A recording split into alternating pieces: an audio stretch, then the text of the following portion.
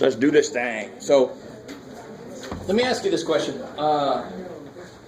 Do you guys realize that newspapers still exist? Yes. Yes, they do. And even if, however you get information, if you've heard information about like home prices, and the big news is the home prices are kind of creeping back up again, right? Because they went down during the recession, they're coming back up.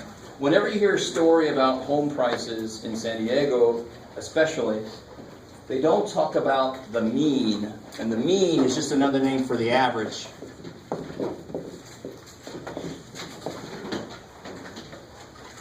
So if I say average in this class, it's kind of assumed that that does mean the mean. This word is actually more general, but we all know what average is. In this class, we're going to say, if I say average, I mean the mean. Right? All right, so we all understand what that is. The other word they use, and I've actually used this word before, I think, in this class, is the median. So when they talk about home prices, they don't use the average home price. They use the median home price. So very quick difference between these two. Somebody help me out. What's the average of those four numbers? Kick ass. So to do this, now get ready. I'm going to do little baby steps of introducing the Greek letters that we're going to use. This book doesn't actually give you the formula I'm about to give you. And this formula is so desperately not necessary even. It's just a way for me to show you what some of these Greek letters mean. So in English, the way to get the average, and the symbol for average, you be very careful. Symbol for sample mean. What's over the X? What would you say? That's a line. That's also a bar. So math people would say, let's call it X bar. And in English, this would be add all up divided by, how many there are. Blah, blah, blah. All right. So in Mathish, what the formula looks like, and this is one of the formulas always look worse than the actual work is, because a formula has to be as general as it can be. Add all up. What letter represents all of these at once? No. That represents sum. X is the variable that represents all the values, right? So I want to add these up, and the symbol we use for sum, it starts with the letter S. So the math people always say, let's use a Greek letter S. So that means sum the X's. This is add these divided by the number of data points. So thankfully you use the letter N for the number of data points. So that is a formula you don't even need to write down. We're going to do formula sheets for the test, by the way. I'm not going to make you memorize formulas. I'm going to make you identify formulas. You with me? I wouldn't even put that down because I know how to get the average. Add them up, divide by how many are. But I just want to show you that's what this means. So sum of X, what's the sum of X? 18. And of course, what's N? 4. That's crazy. And what's that? 4.5. Kick ass. I stop there for a second. All right. The median is actually, who remembers, this came up the other day, it was probably really quick, but it's related to the percentile stuff we talked about. And the quartiles. When like your data is in a row, like in order, isn't it just the middle number? Exactly. So what percentile would that be? The middle number. Q2. 50th percentile. Q2, the second quartile. Kick ass.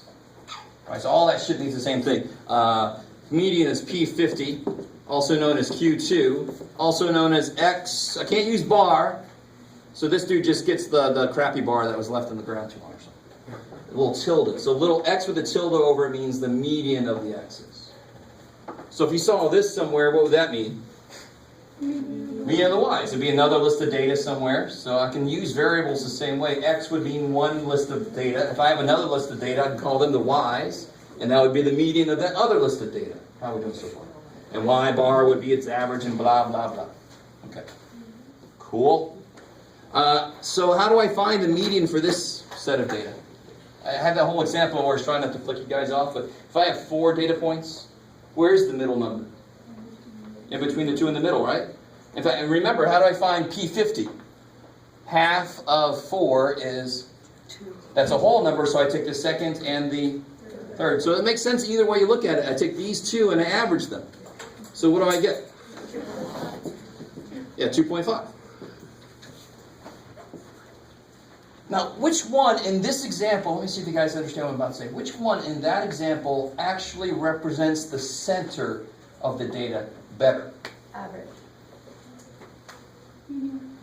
In this case, the median does. If I ask you, imagine this. If you go to work, if you're going to go get a job at a big business, and so in a big business, you have all these people in little cubicles, right?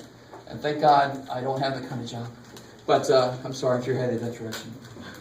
Watch Office Space for things to get you through the day. You have the guy at the top, one little stick of fat, and then you got underneath them, you got all these little cubicles full of people. So you got like millions of people out here, and you got this one guy. So let's pretend like we only have 4 employees and 1 CEO. You with me so far? So maybe they make in a year, they make like 80,000. These are all in thousands. Is that cool? I just don't want to write a bunch of zeros. 90,000, 95,000, and $100,000 in a year. Right, those 4. What do you think he makes? Or she? Oh, I gave a little bouffon. What do you think that person makes? 200,000. Yeah, maybe 200,000. So, if I came to that place and I said, what can I expect to make? And you told me the average salary, actually, I mean, to be honest, it was 450. If I took the average of these numbers and told you that, is that really a good representation of the expected amount? That's like the center of the data. No, that's skewed in a certain direction, right?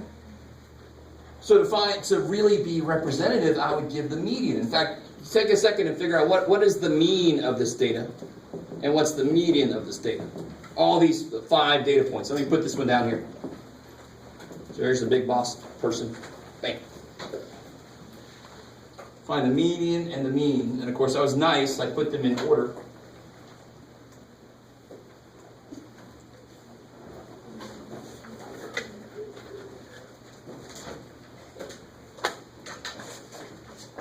So one of those doesn't take any work at all, right?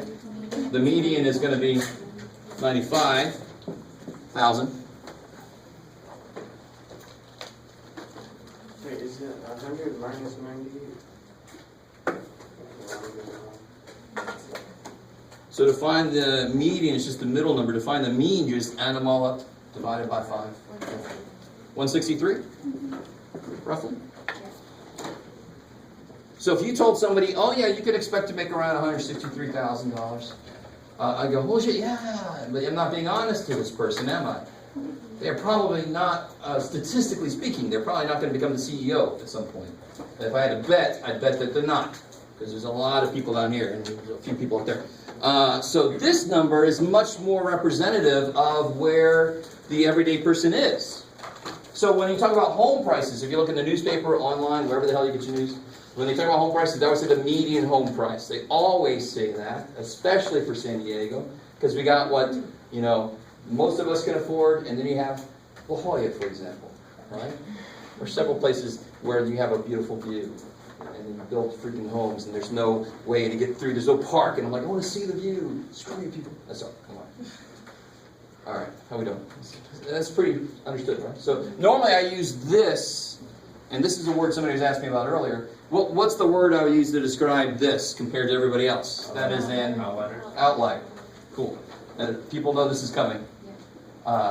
Who's ever seen the movie? I don't know if I want to do it. Children of the Corn. And the guy, Outlander. I mean, I'm talking about the original one. Isaac and the big dude with the giant mouth. Outlander, we have your woman. So whenever I hear outlier, that's what I think. Outlier. All right. Enough of that, sorry. So that would be an outlier because it's really far away from what this other data is doing. So an outlier is just something that's really far away from the norm. So we're going to talk about outliers every now and again and try to make a better definition of what that might be. Okay, So mean and median, very, very simple analysis of data that you can make. Okay, cool. We're in section 2.5, by the way. I don't know if I said that. Blah, blah, blah, blah. Oh, and just to make a distinction here, I made a distinction here. Come back up here. For the mean, the sample mean is given this symbol. Population mean is given the symbol that. Mu. Exactly. So this is a Greek letter. It sounds like a French cow, basically. Mu. Right? So it's a U with a leg. If you make a little M, I understand, but it's not an M. It's a U with an extra leg. Right. Cool. I like it. How are we doing so far? So, not in general, but in a few specific cases, we use our letters for samples and Greek letters for population stuff, right, for parameters. Just to show that they're more, they're more official. Sort of like using Roman numerals for the Super Bowl, right? Okay. All right. Not too bad. Blah, blah, blah, blah, blah. Oh, and I think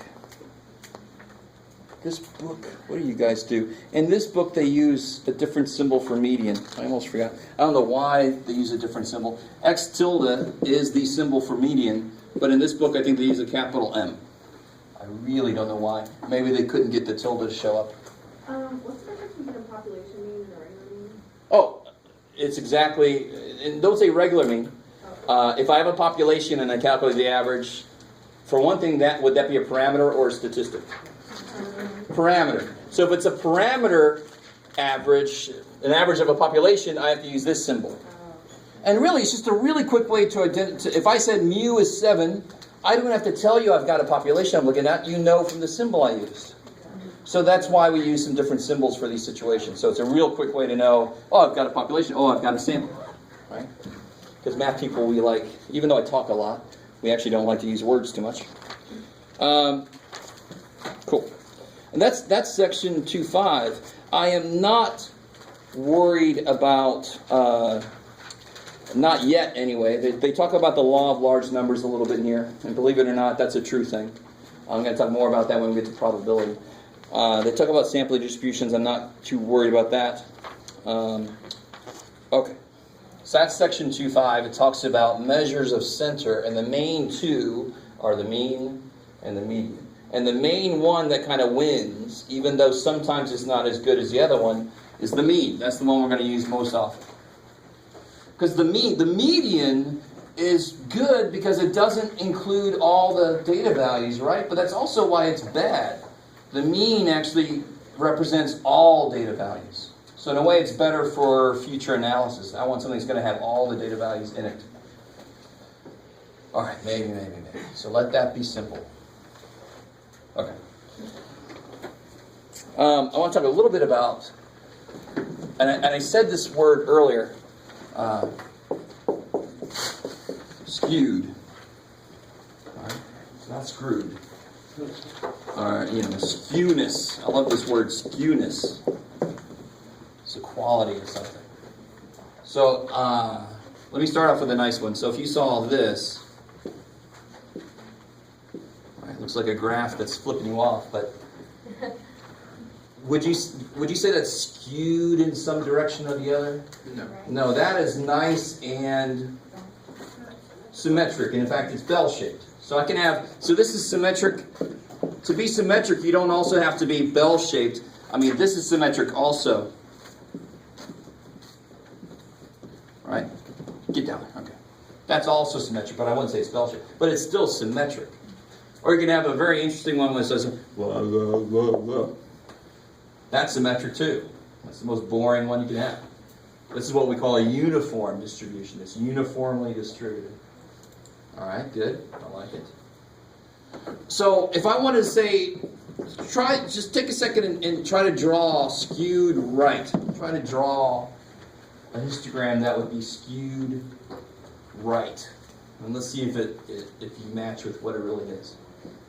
So if you read ahead, you know what it is. Cool, draw that.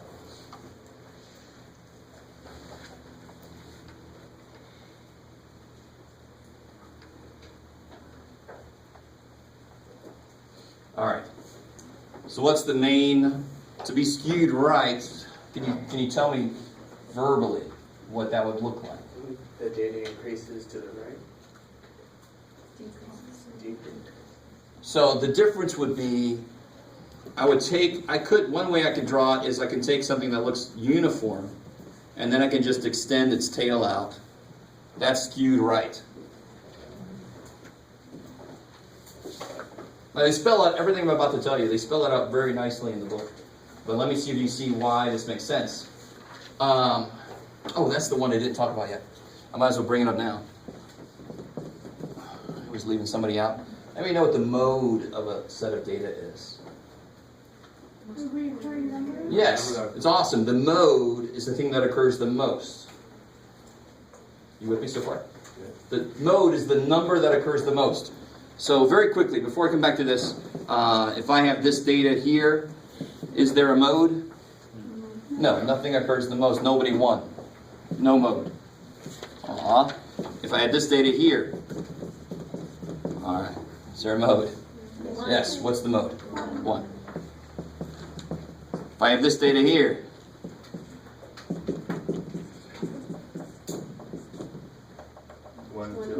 beautiful. So I would call that bimodal. All right, because bad people were really, bicycle too. This is bimodal. So this would be bimodal modes of 1 and 2, and so forth. And if I had one extra 1 here, it wouldn't be bimodal, it would just be unimodal. It would just be modal, a mode of 1, because 1 would win. You guys with me? So if there's a clear winner, that's the mode. If there are ties, then it's that many modes. Personally, I say once you get past trimodal, there's no freaking mode. But you see, a lot of books nowadays say that it's multimodal. Holy shit. Okay, how are we doing so far? So the mode, real quick thing about the mode, because this is very interesting. What kind of data do I need to calculate the mean or the median? What kind of data? Quantitative or qualitative? Yeah, I can't find the average shirt color, right? What's blue plus purple? And don't come at me with art shit about, well, you need a hue of, no, screw it. Mode, I can find a mode. I go out there and I do my car thing from earlier. Well, he drives a BMW. Who the hell is that person? Hyundai, this guy's got a Ford, this guy's got whatever. I can find the modal car. It's the car that occurred the most. So I can do qualitative data with this. Right? So this guy is kind of trying to be fair. He says, let's bring these other data in. We can do qualitative data. We can do modes of it. How we know so far? So this could even represent types of cars. And if this is Hyundai, then it would be the modal car. It's the one that most people have. Okay. Cool. So what am I trying to say here? Where's the mode at here, obviously? More to the left. Yeah, the one that's tallest. So this is the location of the mode. I would call this a modal class. Is that cool? Because how do we make those rectangles? Those rectangles go over our classes, right? So I'd say that's the class that occurs the most. That's the modal class. Let me let that sink in. You guys doing all right? Some of you guys look really in pain. Yes? Okay, so how do you know that's without any numbers or anything? How can you tell just based on the graph? Because what's the height of this mean? Well, it's the tallest. What does it mean? Wait, what? What does it mean? What's this axis always going to be? One of two things. This axis is going to be frequency or relative frequency. So which one occurs the most? Oh, got it. The one that's the tallest. Is that cool? Mm-hmm. So the height of a bar in a histogram or a bar graph represents the number of things that occurred there. And that's why mode goes directly with that. It's perfect. What if you had that one, and then you had, say, 2 other classes that were still the same height? There you go. So it would be bimodal for this example, right? I don't know. This would be bimodal. Is that cool? Yeah, but what about the ones inside? They're still the same height. Why don't know? They don't care. As far as mode goes, it's the one that occurs the most. Oh. And what occurs the most up here is these two occur the most. Oh, okay. They're the same height, so they can just sit down there and look at each other. Yeah. But the most is the one that's the tallest. Okay. Cool. So just like in data, you can have more than one mode. When you graph it, you can have more than one modal class. Okay, let me stop there for a second. How you guys doing? Yes? So you said the mode is the highest you just said, but only if it's reoccurring, right? Because the 1, 2, 3, 4, 4 is. Well, then if I graph this, this Yeah. would look like that. They would all be the same height. They all have one thing, one occurrence. So then I'd say there's really no mode. Oh, I see what you're saying. Cool. Okay. And that's why I disagree when people say you can have multi-modes. It's sort of the same situation. If I have nothing but, I wouldn't say the mode is every one. No, there's only one of each. Screw that. So if there's only two of each, 1, 1, 2, 2, 3, 3, 4, 4, 5, 5, 6, 6. Am I going to say that all of them are the mode? That makes no sense. So I disagree kind of with multi. Anything past trimodal doesn't make much sense. I was just categorizing that differently because it was like numbers. So Gotcha. in my head But see, I- this, its bar would be twice as big as any of these. Because one would occur twice. Cool. I like it. I like it. Yes? So you're saying if all the bars were at the same height, then what would that be? I would say there's no mode. No. Yeah. Some books would say that it's multimodal, but in statistics, let me just say this right now. Statistics is a very interesting branch of mathematics because it's the newest branch. And not like yesterday, but 1904 or something was when it was really started to be put together. And, I read books about the history of statistics, yes. Yes. But it's like the newest branch. And there's actually this big controversy about several little parts that I might bring up every now and again. Nothing that's going to directly affect us. All the underlying tools and stuff all work. But there's discussion about certain ways to look at probabilities and certain ways. There's huge controversy. And every now and again we'll have a controversy about, like me, there's no mode. If you get past 3 things that repeat, I'm just saying there's no freaking mode. Because the mode is trying to say where do things seem to cluster. And if they're clustering at 5 different places, there's no place they try to cluster, is there? Do you guys understand what I'm saying? So like it's saying, where's a good place to post a flyer? Where do people mostly go by? And if there's like 18 places that are tied, there's shit, I'm just going to put them somewhere. You kind of, but if there's like 2 places where everybody walks by, I'm like, oh good, that's where I'm going to put my flyer. Those are the modal places. I'm going to put my flyers there. Maybe you guys are with me. So depending on the book you use very often, there's a different viewpoint on it. Some of these things. Very interesting. You're not used to that. You're used to math being in stone. It was given to me by the God of math.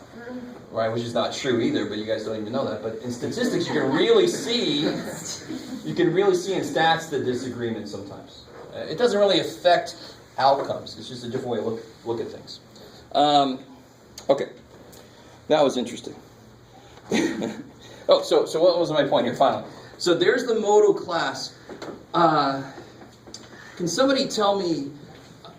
This is a little bit hard of a question to answer because we don't have any data here, do we? It's sort of, but can you see where the mean versus the median would be? Now, this is not very easy.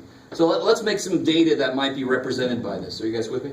So let's do this. Let's say this is 1s, this is 2s, this is 3s, 4s, 5s. Let's take some of these people off. And 6s. Let's do one more, maybe 7s. All right, you guys still with me? So now watch. I'm going to make a list of data that sort of is approximated by this. So like there's 2 1s. What do you got here, Jeff? There's 3 2s. There's, let's say, 5 3s. There's 3 4s. Let's say there's 2 5s and then 1 6 and 1 7. Whew. Now do me a favor. Calculate the mean and the median for this.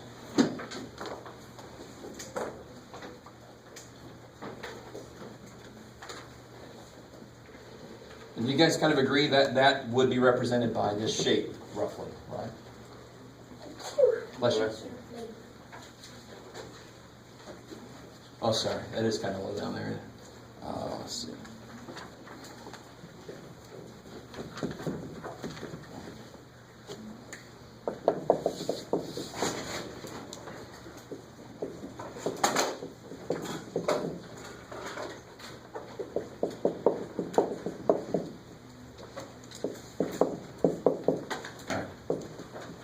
The nice thing is, what we're about to figure out is always true for anything that's skewed right. The relationship we're about to get will always be there. And I'm trying to figure out Is the mean bigger than the median, or is the median bigger than the mean? Some of you guys might be able to figure it out from this picture. Well, let's see what happens.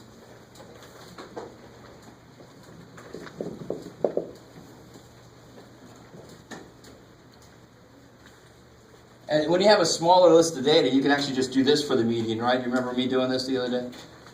Count in. So it's definitely going to be a 3. Is that cool? The median is 3? All right. In this case, the mode also happens to be 3. But we'll improve on that. And then we got the mean yet. 3.4. Oh, I got 3.4. 3.4. So this is definitely true. If it's skewed right, and this is sort of like the homes in San Diego. There are some that are more expensive in the millions of dollars. But compared to homes that are in the 100,000s, aren't there fewer $1 million homes here, wouldn't you say? So this would be like the $1 million homes, and then here's the big chunk of 100,000 homes, and then these are the, I'm not sure if I want to live their homes. Right? Something's happening in that situation. But the mean would be higher then, because the mean includes these bigger numbers, whereas the median and the mode don't. So if it's skewed right, the mean is going to be higher than the median. If it was skewed left, that turns around. So I was about to say a page number, but thankfully somebody reminded me that the online book versus the print book, the page numbers don't match, and that's just awesome. That was one suggestion I gave them to work on in the future. But again, it's free, so I can't really complain too much. But in section 2.6, they spell it out really well, the relationship. Okay.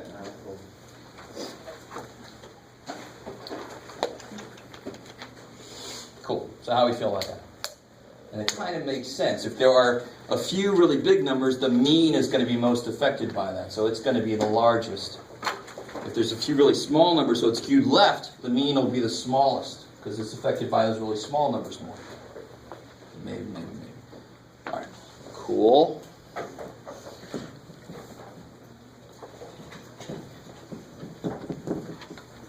So that's, let's see, section 2.6. Ooh, maybe I can get a little preview. What time we got? We got so much time. It's crazy. All right, I'm not used to that. Let me make sure I don't skip anything over. Oh, I meant to say this. Here's one thing I don't like. This is going to be another suggestion for me for the next iteration of this book. Let me show you this picture, and I want you to tell me what's wrong with it.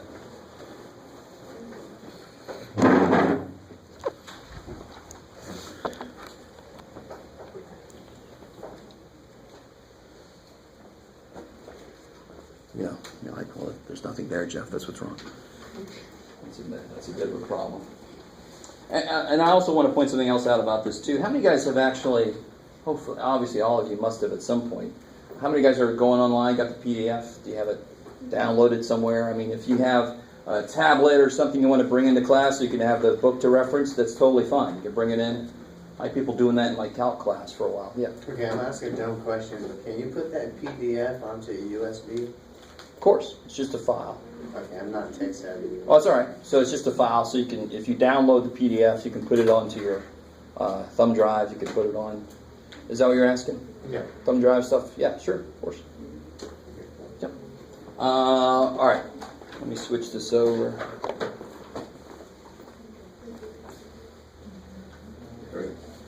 Can anybody tell me what's wrong with this picture? First off, what is that a picture of? Box and whisker chart. Box and whisker plot. I like it. Cool. Or the box plot, if you just want to call it that.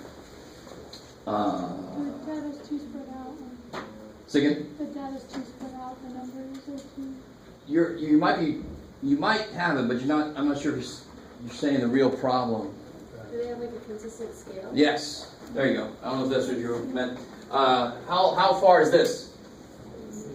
This is 80, right? So this is 80. So this would be, what should be right here? 175. And then what should be right there then? 255. But that's 490. What the freak?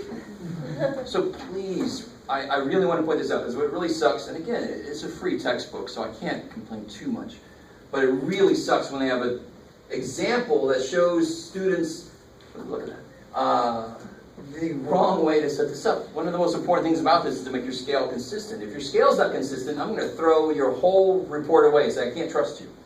Your scale's not consistent in this picture. I'm not going to look at anything else in there. Why would I? You're trying to mislead me. No, I don't like that. Screw you. Bah.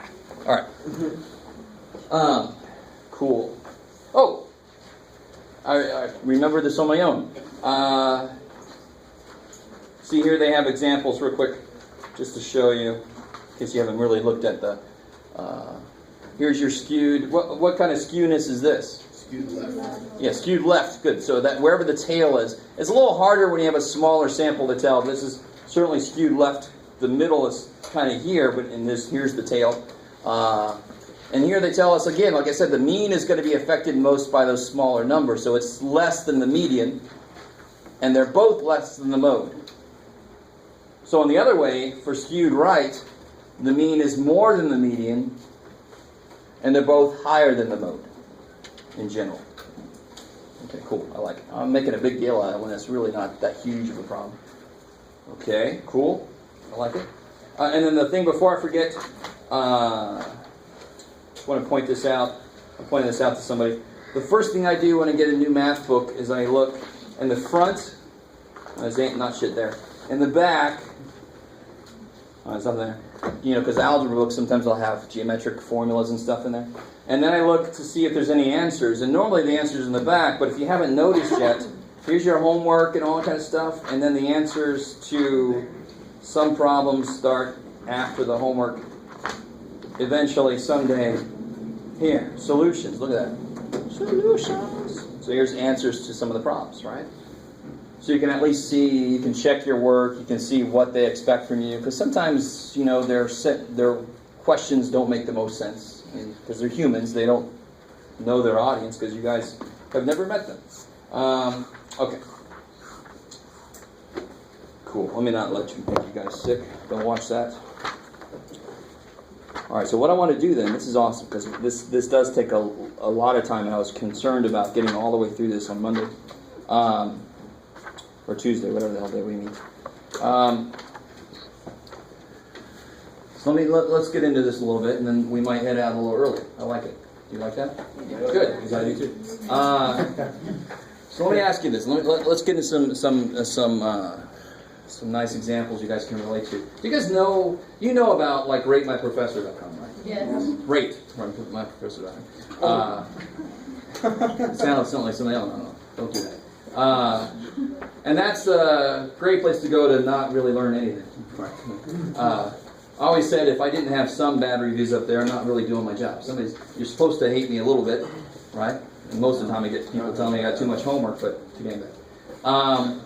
There's also, I don't know if you guys realize this, and I almost don't want to ever tell students, but it costs money anyway, so it's all right. Do you guys know that grades are public domain? Not individual grades, but like teachers' grade distributions are public domain. So there's a website called my.edu, where if you pay some money, you can go in there and see grade distributions. So you can see, and then what really sucks is people will go get the person that gives like 90% of the students got A's. They go take the class, they don't learn shit, and then they have me next semester and hate me because I'm expecting them to know shit, right? You guys kind of follow? So if you really want to know something, don't go for the easy A. I understand why you might. So here's my point with this. Let's say you go into the website and you see that there are 2 teachers that teach at a time. You can take them, and everything about them is the same. They're like clones of each other, except so teacher, we'll call him Bob and Tom. So teacher Bob, he gives, they both give an average of a C, right? So the average grade they give is C. But teacher Bob gives between a B to a D. And teacher Tom gives from an A to an F.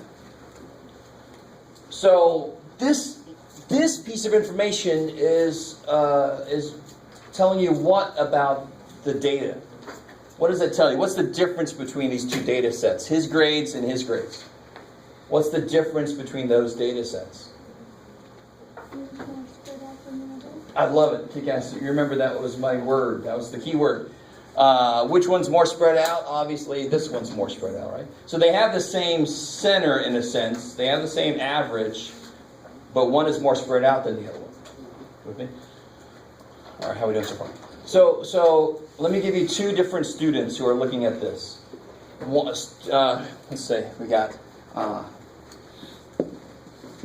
student 1 and 2. So student 1 knows that they are so desperately going to suck in this class. And let's say this is at a university, because when you're at community college, what grade must you make in a class? C. I don't know if you realize this, but once you're in university, a D is passing. I don't know if you know that.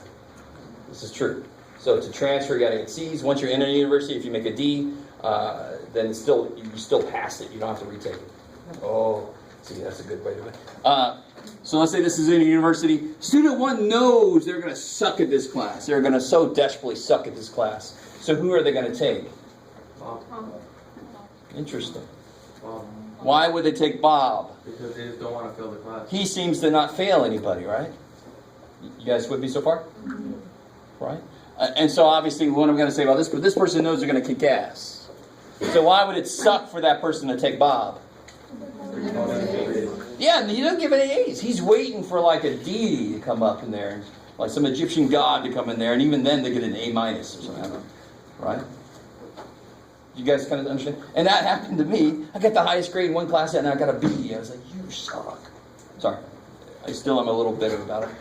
So that's why student 2 would take this guy, because they know they're going to kick ass, so they know they're going to earn that A. They would never take the person that doesn't give A's to anybody, because that person's just waiting for who knows.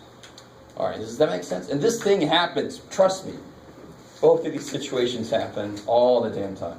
Right? So what we're going to focus on next is this idea of spread of data. Right?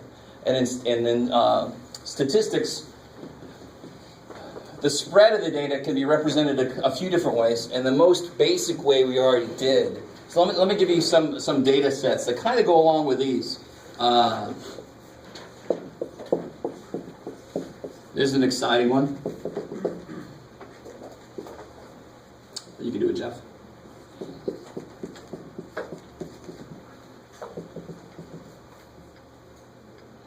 Oh, let me make this one like this. Sorry. A certain thing in mind. All right. So there's 3 data sets. For each of those data sets, what's the mean and the median? Yeah, the mean and the median for all of these is 3.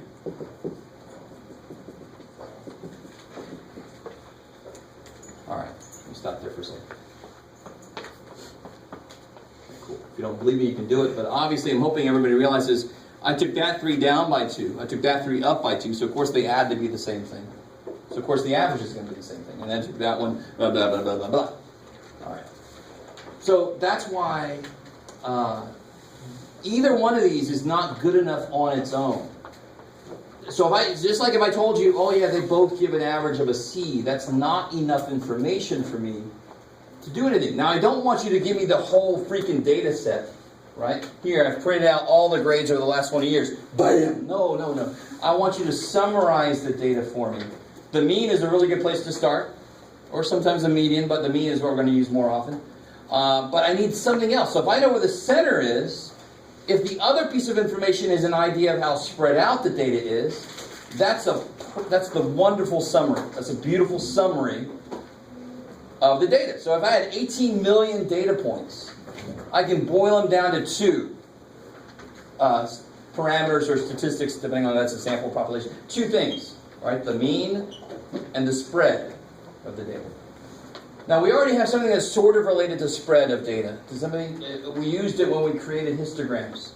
It kind of gave me a really, really crude idea of the spread of the data. Who remembers what that was? I mean, how spread out would you say this data is? 0. And so I don't know if you guys remember, what was on the top of the class width we had to do? High, minus, low. So the range of this data set is 0. And hopefully any spread analysis I do will come out to 0 for this guy, because obviously there is 0 spread, right?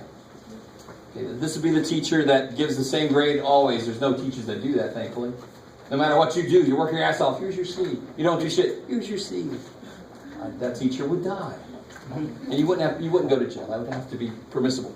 But what about, so what I'm really trying to get at, I don't know if you guys realize, mean and median by themselves did not differentiate between these three, right? Range seems to be okay so far, but what's the range for both of these? And would you say that these are the same spread? Are these spread out the same? Now this is going to be interesting. Let me see if you guys get this right. Which one of these is more spread out? So here the range on this one is, what's the range? 4. 5 minus 1, 4. And the range here, of course, is, sorry? Aren't they both the same?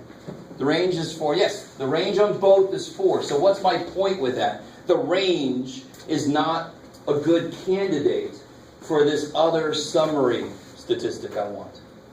Let me say this again. Why is the range not a good candidate? Because the range says these are spread the same amount. You want ratio? Is that what you mean? No. Yeah, I'm working my way towards standard deviation. Yes? How did you find range again? What is range? Range is always high minus low. Cool. I really want you guys with me. So I want two numbers that will summarize.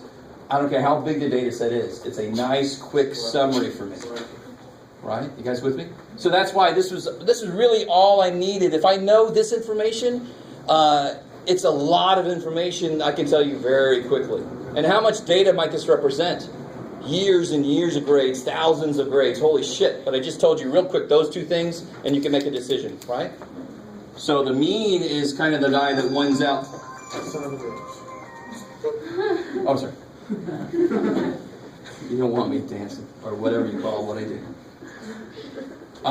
So the mean wins out for the center, for the most part. And now the other thing I want to spread, range, I have to throw range out of the competition. Because again, you told me, and I believe you, I trust you, I agree with you. These are not equally spread out. So if I use the range to measure spread, I would not be very smart. Because the range on says these are spread out the same amount. I'm looking at the damn thing's range. They're not spread out the same amount. How are we doing so far? So I'm not saying range is worthless. I'm saying range is not good enough to use for a summary. You right? You okay? All right. I was worried you were, not you. I was worried you were crying. I don't want to make you cry. All right. Let me see. So let me ask you this. I don't think I've asked you this one yet. Which one of these two lists is more spread out than the other? So this is an interesting question. Which one of these two again? I'm sorry. Is it 2 that's more spread out, or is it 3 that's more spread out? 3 is more spread out. Cool. Why would you say that? Yeah, and actually it's a little more important than that. Here's how we're going to define spread, because you actually could do it several different ways, and one of them would take so much work. We're like, well, let's not do that. So the way we define spread in statistics is I define spread. Spread implies a distance between something and something else, right? So we say it's the distance from the center on average. So how far away do the data points get away from the center on average, right? So this one, there are 3 data points that don't get away from the center at all. Whereas this one, only one of them is the center, is the mean, and then all the others are a little bit away from it. So whatever the number is that we want to calculate, the spread number for this better be higher than the spread number for that, because this is more spread out. And the spread number for this better be freaking 0, right? And if the number I want to use doesn't do that, throw it out, try something else. How are we doing so far? All right, I like it. So if you have had any staffs before, I know a few of you guys have, you might know where I'm going. I just said where I was going. Standard deviation. Let me see. What time do we normally get out? I can't remember. Listen, you guys are on 11:40? 12:20, that's right. All right. So let me do this. I just want to show you one quick example, and then next time we can devote the whole class period to fully fleshing this thing out and doing all these examples. It's awesome, because it does take a while to get this down. And if you had a teacher, don't even say this to me. If you had stats before and you had a teacher that allowed you to just do everything in the calculator, I don't care. You didn't learn shit, I'm sorry to tell you. Right? The calculator can pass and go to the next thing, and you get, check it. So I will show you the calculator will calculate what we're about to do very quickly. Once we're finished with this first test, I'm never going to make you do by hand. I'm going to go ahead and let you use the calculator after this first test. So in the homework on this first test, you better show me the frickin' work. Right? And that's just so I can let you absorb what goes into making this number, and you'll understand it better, believe it or not. Right? Even if you don't believe it, I don't give a shit. You got to do it anyway. So I'm not going to really do this. Well, we can do this afterwards, but this is going to be very boring. Hope you understand. And maybe I don't have to do it because I can just reference and go, see, it would come out to be 0. We don't have to do it. So let's do this one together. All right, and here's how this is going to work. Let me see if you guys agree with me on the steps here. So let me start. We're going to see several things that are written in this table form. All right. So let me write down here. So I got 1, 3, 3, 3, 5.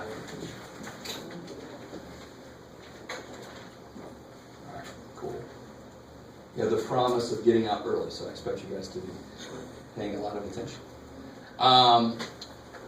What do you think I want to immediately do, considering what I just said earlier, that I'm going to go ahead and call it standard deviations or word number. This spread number is going to relate to how far, on average, the data points are from the middle. So the very first thing I should do is what operation? What should I do? All right, good. I like it. So you're right. We should find the mean first. So we got the mean is 3. Cool. So obviously you got to know what the mean is so you can see how far away all the data points are. So if you have the mean, what would I do next? You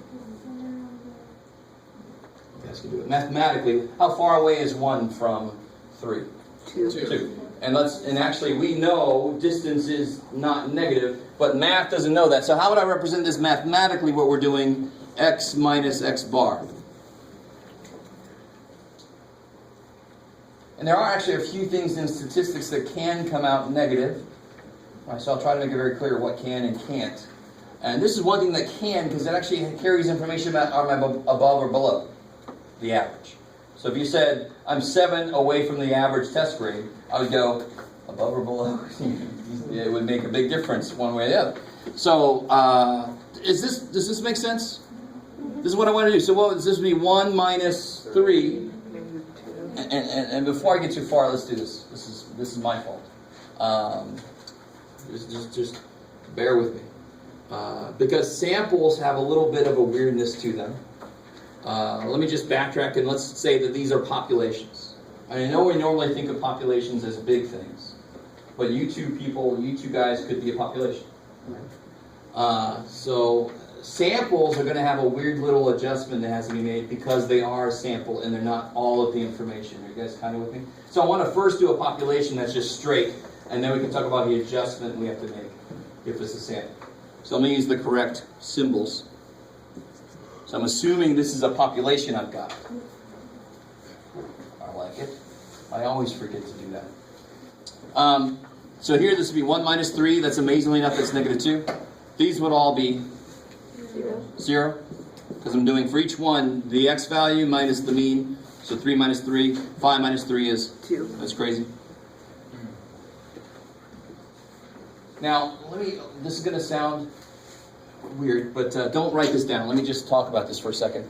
To find the average or mean of anything, to find the average or mean of anything, what do I do? Add them all up. Divide by that. So if I wanted to find the average hair length on everybody's head, I would add up all the hair lengths and divide by how many people are. You kind of with me? Amazingly enough, yes, Jeff, that's right. So remind me, I want you to keep this in mind as we do this. This is kind of cool. This is going to be our, this sounds horrible, watching the sausage be made. We're actually going to see where this equation comes from. We're going to make this equation. We're going to make it do what we want it to do. So I want you to remind you what our goal is. I want this second number. So I got the average. I want this second number to be the spread. And we've decided the spread should be, can you spell, Jeff? Yes, you can. I want the spread to be the average distance from the center to each data point. Let me make that all official. I said this earlier, but I really want that to sink into your brains. Does that make sense as a measure of spread? Now you could have said, and maybe this is in some of your minds, I want the spread to be the average distance every data point is away from every other data point. But can you imagine how much work that would entail? I mean, right here, I don't know if you realize how much work. I'd have this distance, this distance, this distance, this distance, this distance, this distance, this distance. Okay, stop saying that, Jeff. That's crazy. So once I get anywhere bigger a list than that, holy shit, right? So this definition actually kind of makes sense because this is something that I need. I need to know where the center is, and then I want to know how far from the center things get. That makes good sense for spread. So if I want to know the average distance from the center, to find that average, I would have to add up all the distances from the center and divide by how many there are, right? To find the average blank, I add up all the blanks and divide by how many blanks there are, right? Find the average distance from the center, add up all the distance from the center, blah, blah, blah. So this seems to be the distances from the center. What sucks, though, if I add them up, and no matter what, that would always equal 0. So this is bad. So here's what this, if I put a 0 here, what did I get that from? What did I do to get that? I added these up. What are these? You're going to go, they're numbers, Jeff. No, but what are they? They are these, right? So I really want you to get used to these variables and how they work. So what did I do to these? What did I do to those? Cool. What did I do to these? I added them up. And what symbol is add them up? E, or sigma. Sigma. Kick ass. So that would be the official form, algebraic form, for what the hell I just did. Every number in here is this, and I added these up. Okay, good. I'm trying to get you down there because our formulas are going to be kind of weird looking at first, and they're going to have, but when you see this, you know you want to make a collection of these and then add them up. So just double checking, it's always going to equal 0? Yes, it's weird. And if you think about it, it makes sense. The average is the number that's in the middle of all the values. So I'll have equal amounts negative as I will positive. This one is a little too easy because it's symmetric, right? But even if I had something that's not symmetric, the average, if I had more bigger numbers, the average would be bigger. But then I'd have equal positives and equal negatives on both sides. All the negatives and positives would cancel out. So that would always be 0. So that sucks. That's crazy. So what's one thing I can do that we're not going to do? And I'll try to explain why. That would be distance in math. What gives you distance in math?